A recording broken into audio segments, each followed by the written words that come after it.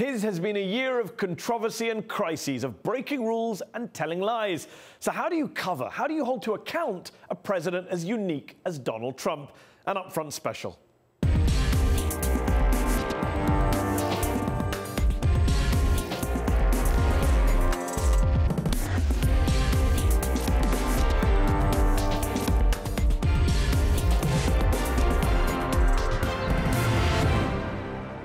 Promoting US neo-Nazis, retweeting British neo-fascists, peddling conspiracy theories and brazen lies, defending an alleged Charles Sykes abuser and threatening a nuclear war with North Korea. There has never been a president of the United States quite like Donald J. Trump. So how do you cover President Trump, and how has he survived his first year in office against all odds? In this upfront special, I'm joined from Chicago by Gwenda Blair, a longtime Trump biographer, from Milwaukee by Charles Sykes, a former conservative radio talk show host and author of How the Right Lost Its Mind, and here in the studio by Jane Coaston, senior politics reporter at Vox, and Daniel Dale, Washington bureau chief at the Toronto Star, who famously keeps a running tally of all Trump's lies. Daniel, that is a task I do not envy. Thank you all for joining me on Upfront. Daniel, as a political journalist, in your view, what makes this moment, this era we're living through, so unique? What makes Trump and covering Trump so different to any president or national leader that's come before him, in your view? Well, let's start with the dishonesty. He's averaging 3 false claims per day. That's a pace we haven't seen. We haven't seen a president attack the media like this. We haven't seen the president this unpredictable. I think from a journalist perspective, what's so strange, what's so unique and amazing is that the news cycle has already started often by 6 a.m. It doesn't stop until midnight, and there's no rhyme or reason to it. There's no schedule to it. The news cycle is driven by this president's erratic, impulsive behavior. It's just so different. And you say, you know, the 3 lies a day, and obviously when you say to a Trump supporter or a Trump sympathizer, look, he's a serial fabricator, he tells lies on this record level, their argument is all politicians lie. Why focus on Trump?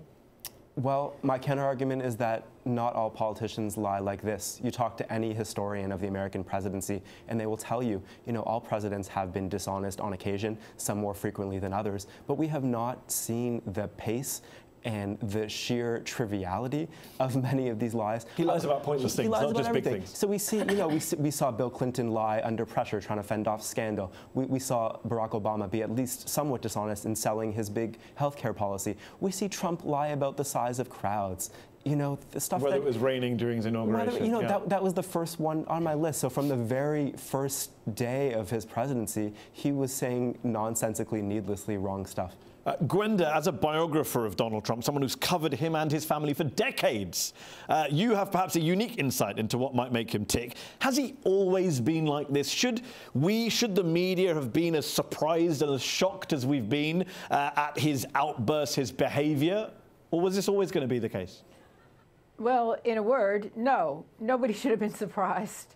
In the 1990s, when he began to have a series of corporate bankruptcies, he had made himself too big to foreclose on. And I think what's happened during the campaign and now in the White House is, through the miracle of Twitter, he has made himself too big to fact check. So those 3 lies a day, which you would think would sink anybody, he made himself too big to fact check. And here's a question for you as a biographer and someone who's been watching him at a distance, the big picture over many years. When you see the US media, the White House press corps on a day-to-day basis, what are they getting wrong in their approach to covering this unique president?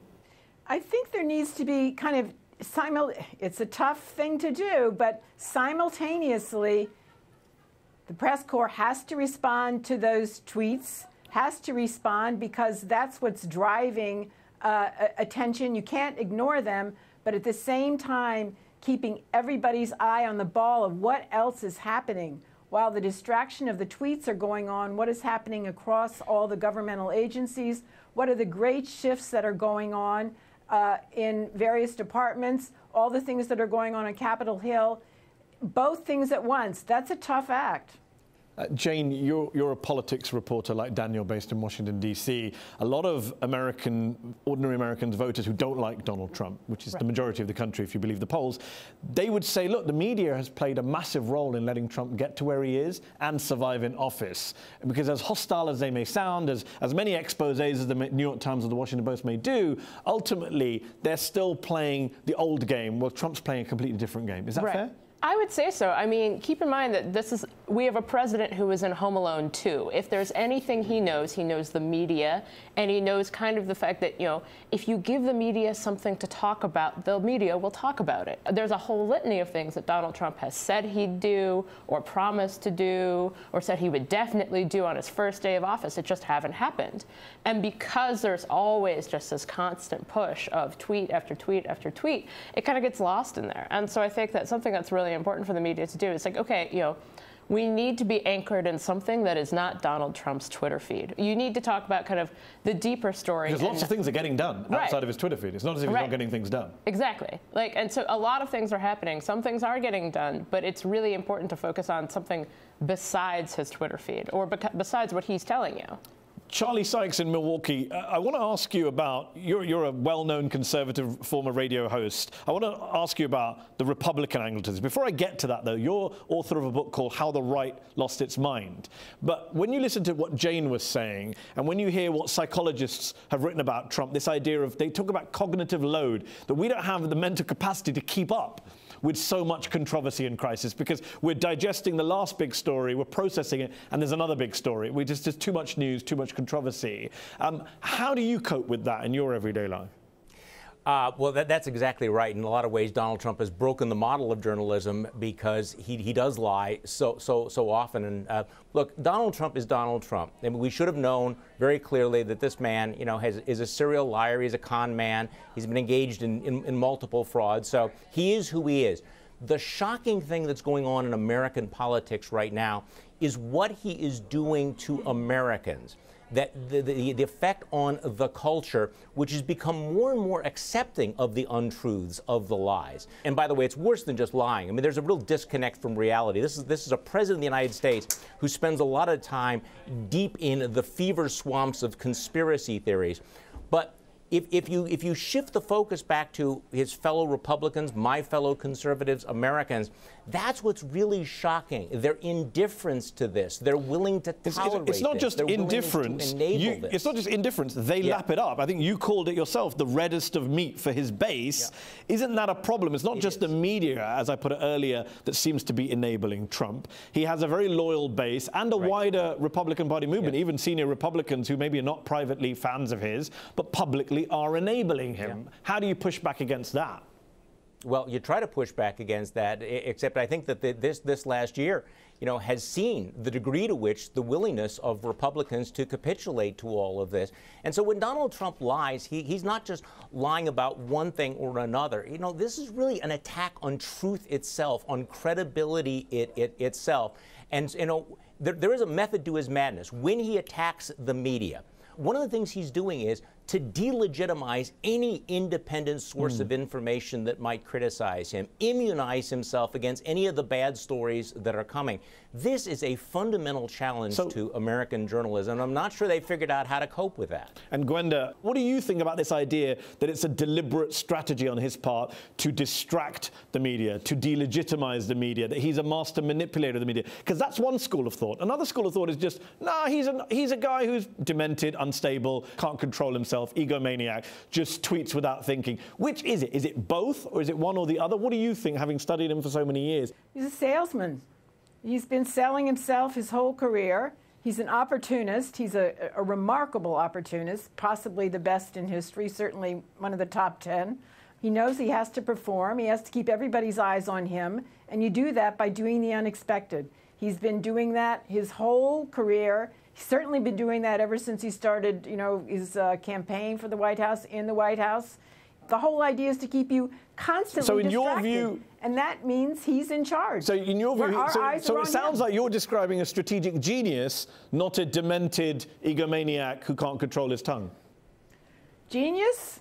I leave that to the ages, but somebody who's very shrewd about how performance works. Okay, well, on that note, let me bring in Daniel. You're a Canadian journalist in Washington, D.C., covering American politics for a foreign publication.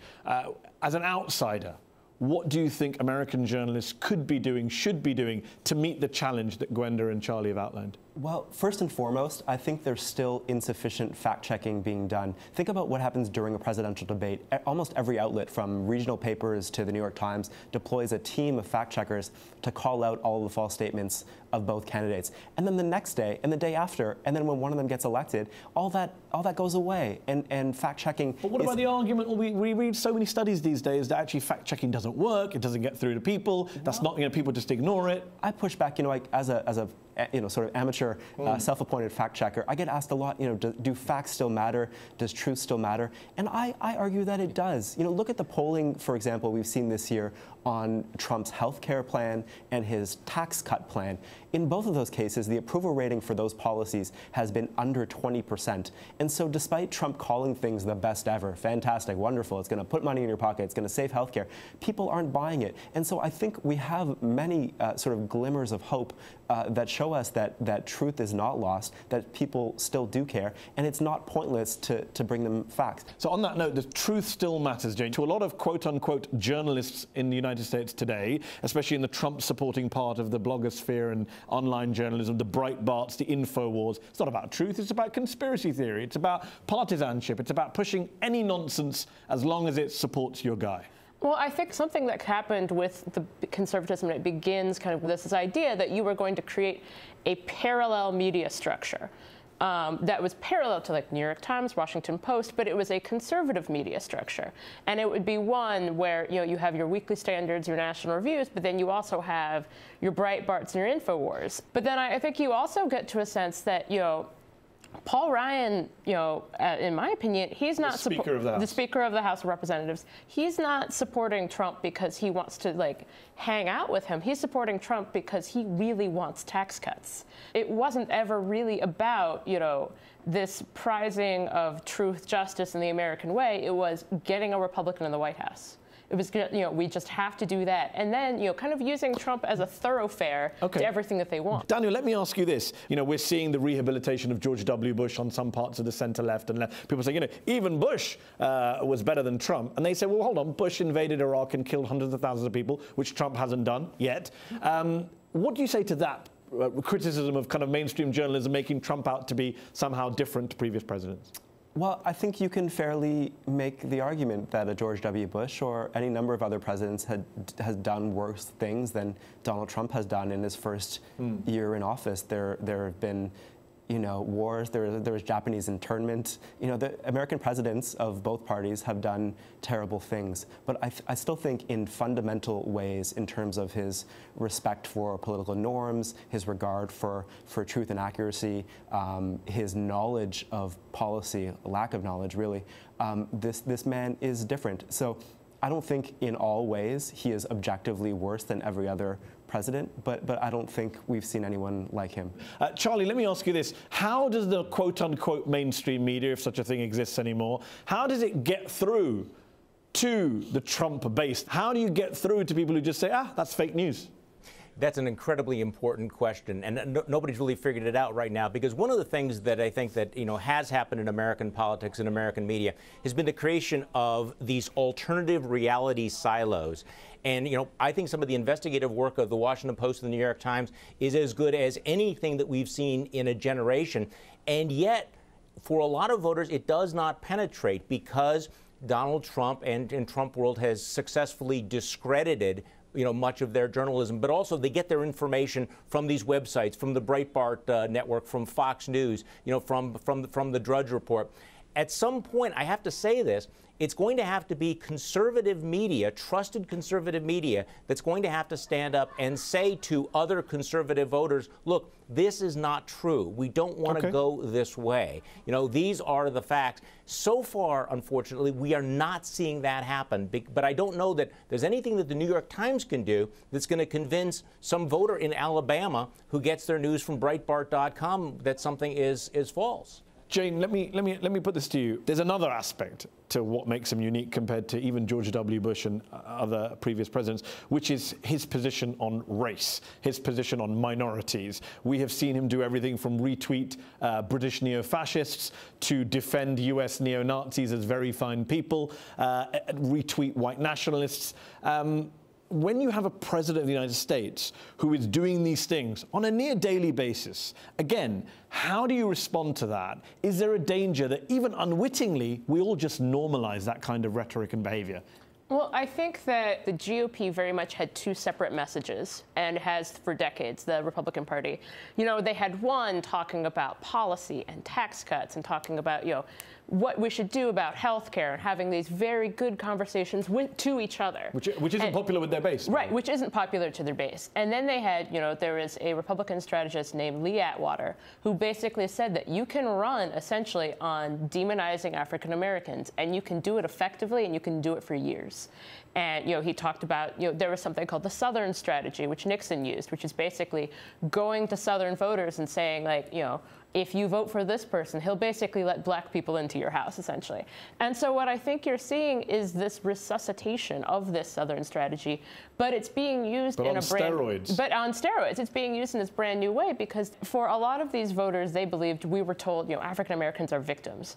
And then Donald Trump is telling them, no, no, you're the victim. And it's all, you know, this is all someone else's fault. But I get the relationship between Trump and the voters and what he's selling them. What I'm also interested in, what does everyone else do? What do all of us do who are watching this spectacle and say, are we in danger of unwittingly even normalizing it? We just kind of get battered down by the repetition of awful stuff. Right. And I think that, you know, I think there's an idea that I think some people had that Trump would change or that Trump could be influenced. And I think, you know, Trump, in some ways, it's a lost cause. Like, me writing about African Americans and their, you know, their dealings with this kind of Trump government is not going to change Trump's mind. Trump is 71 years old. That's just not going to happen. So we're not going to change Trump's mind. Right. There's a big debate I mentioned to Charlie about how do you change Trump voters' minds from a conservative perspective. Daniel, you're representative of a liberal Canadian mainstream publication, but you've been around the United States of America during the campaign and during this presidency. You've interviewed Trump voters. What is your reaction to them? And what is their reaction to you? That's one of the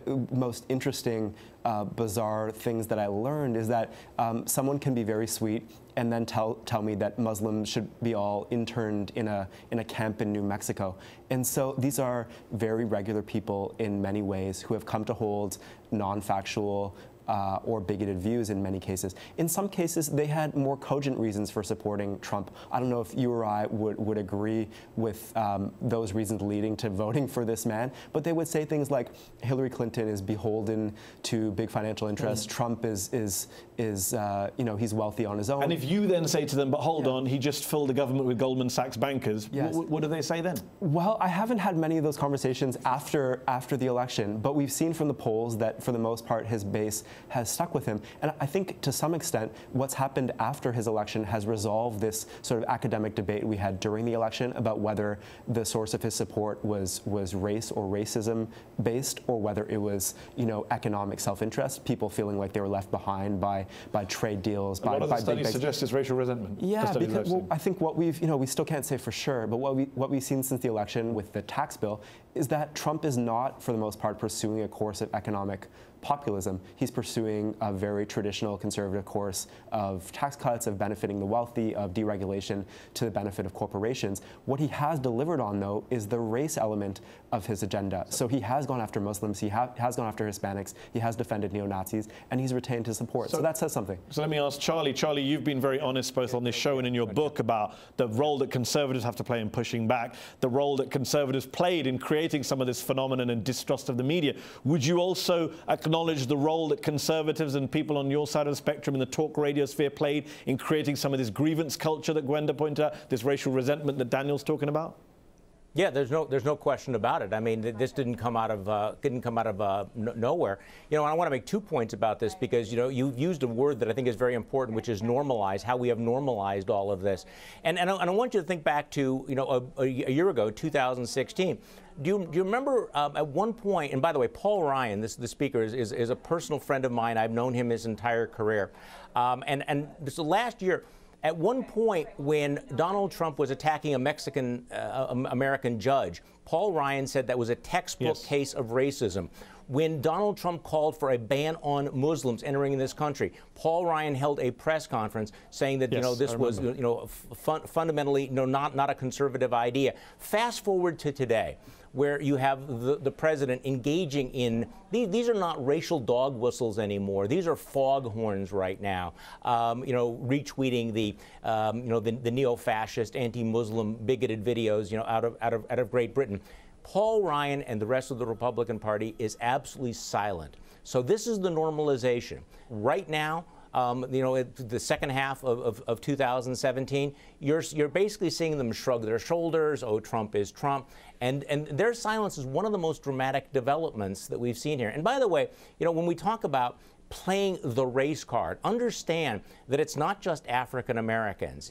How central to the Trump appeal, his attack on Muslims, on Mexicans, on the Chinese, all of these groups, all of these others who are to blame for all of the problems. And I think that's one of the darker aspects of American politics. How many Americans have been willing to buy into that? And Gwenda, I have to ask the same question I asked you at the very beginning of the show. There's nothing new here, is there, when it comes to Trump going after minorities? This is not something he developed as a Republican presidential candidate or as a president of the United States. He has a long history of going after African Americans and other minority groups. He absolutely does. When he first emerged into the public sphere, into the spotlight in the mid-'70s, when he was still in real estate, the first thing that he did to really get some kind of attention was when the Department of Justice charged that the Trump Organization was discriminating in its rental policies towards African Americans. And his father had previously encountered such a charge and had sort of quietly made it go away. In New York City, when the Trump Organization was charged with this in 1973, Donald, now he was in charge of the company, he did not back down. Instead, he the next day held a press conference, countersued the government for $100 million, and that was the first public appearance of him really on a large scale, and it had to do with discrimination in his rental policies. But here's my question, and we'll wrap up on this question. Let me ask you all this question. You talk about him fighting for himself, and he clearly loves himself, and he's a man who loves to win. Do you remember during the campaign he said, "Oh, you'll get tired of winning. We'll win so much." He's not winning at the moment, politically in any ways. His approval ratings are lower than any other modern president at this stage in their presidency. How do you think failure comes across to Donald Trump? How do you think he feels about coming across as a failure? And how is that going to affect us in 2018 in the second year of his presidency? I'm so hesitant to try to jump in this man's head. I think he feels sad about failing. I think he feels angry. But I think one fascinating thing about him is that, often people don't hold those failures against him. They say, well, he's trying his best. It's Congress, it's the media, it's Democrats. So I think we can overblow the extent to which people are still with him. We have to remember that he's very unpopular, that many people are against him. But for that core, no matter how much failing he does, he's not a failure. That's for the core, Jane, but for the man himself and what's driving him, I think he does not see himself as someone who can fail. It's almost a uniquely American idea to believe that, even when you fail, you are still a success. He himself is a success. Other people around him have failed. In fact, he describes himself this year as he's done more than any president ever. Yeah, more than any president ever. But I think a lot of his voters, they see Trump as a blank slate upon which they have projected themselves. And so when we criticize Trump, a lot of his voters here, they're talking about me. When you criticize Trump for lying, you're saying, would I support a liar? Would I do this? And so I think that it's very important for the media to really separate, there's Trump and then there's Trump's voters. And I think that we need to talk about those two entities in two different ways. Well, let me ask Charlie that same question about how do you separate out Trump voters who you know very well from Trump? The question is, what will it take to break off Trump from his supporters? And We don't know yet. We honestly don't know. As long as the economy is humming along, as long as he's making the right enemy, as long as he's able to beat up on the media. I think one of the mistakes that sometimes we make about politics is thinking that politics is about issues, it's about accomplishments. It's about identity. Increasingly in America, politics is about identity, it's about attitude, it's about tribal loyalty. And I think that Donald Trump, you know, despite his erratic personality disorders, understands that. And Gwenda, last word to you as the person who perhaps knows him best on this panel. As a person, I've got to ask you this question. When I see a lot of US media coverage always trying to wait for the pivot, they're always trying to wait for the Trump moderating moment. Are we ever going to see a new Trump, Gwenda? Absolutely not. I think you got to remember, this guy's comfort zone is chaos.